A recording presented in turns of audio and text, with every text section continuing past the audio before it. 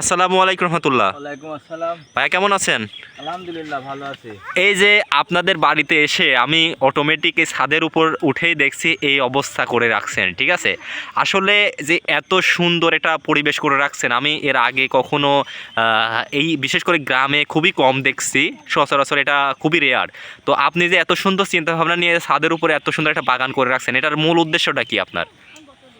এটা আমার ছাদ এটা করেছি, এই ছাদের উপরে জায়গা পড়ে আছে।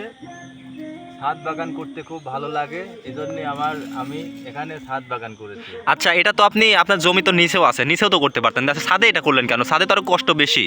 ছাদে দেখতে সুন্দর লাগে, দেখতে ভালো লাগে। ছাদ বাগান আমার কাছে ভালো লাগে।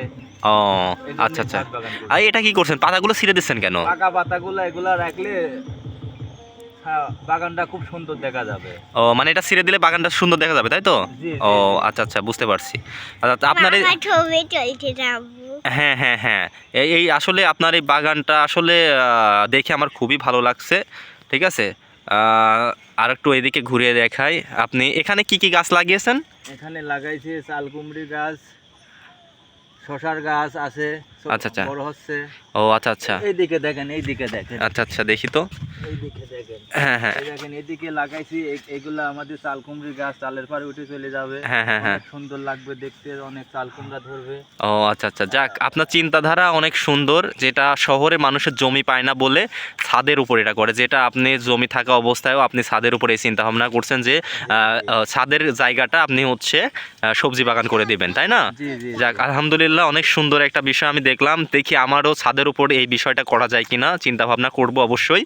আর যদি সেমন হচ্ছে সুযোগ সুবিধা থাকে আমি অবশ্যই আপনার এই চিন্তাধারা নিয়ে আমি ভবিষ্যতে কাজ করব, ঠিক আছে। আবার আবার এদিকে দেখেন। হ্যাঁ হ্যাঁ অবশ্যই। ছাদের উপরে এদিকে দেখেন, এই যে ফুলের গাছ লাগাইছি। জি জি এটা আসলেও ফেলা দিলে তো, নষ্ট হয়ে যায়। জি জি। আমি আবার এটা কাটে ফুলের গাছ লাগাচ্ছি, দেখেন কত সুন্দর লাগছে। অবশ্যই, আসলে অনেক সুন্দর একটা বিষয় আবার এই বিষয়টা। দেখেন, এটা ফুলের গাছ।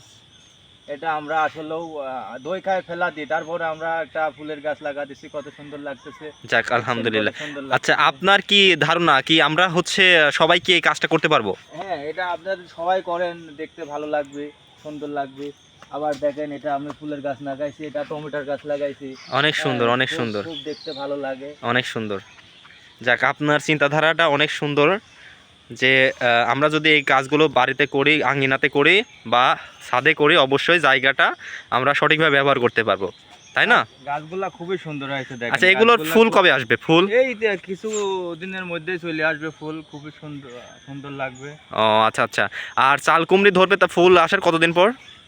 চাল কুমড়ি ফুল আসার কিছুদিন পরেই মানে চাল কুমড়ি ধরবে আর 10-15 দিন পরে খাওয়া যাবে, তাই তো? এরকম 10-15-20 দিন পরেই খাওয়া যাবে আর যাক কি। আলহামদুলিল্লাহ, অনেক সুন্দর লাগছে আপনার বাগানটাকে দেখা দিয়ে, আরো দর্শককে আরেকবার। এই যে আমাদের এই গাছগুলা চালের উপরে উঠে যাবে, চাল কুমড়া চালের উপরে তো থাকে। হ্যাঁ হ্যাঁ হ্যাঁ, অবশ্যই অবশ্যই। চালের উপরে উঠে যাবে, খুব সুন্দর লাগবে। আচ্ছা আচ্ছা, ঠিক আছে ভাই, তাহলে ধন্যবাদ আপনাকে, ভালো থাকবেন, অবশ্যই সুস্থ থাকবেন। ওয়ালাইকুম আসসালাম। আসসালামু আলাইকুম রহমতুল্লাহ। ওয়ালাইকুম আসসালাম।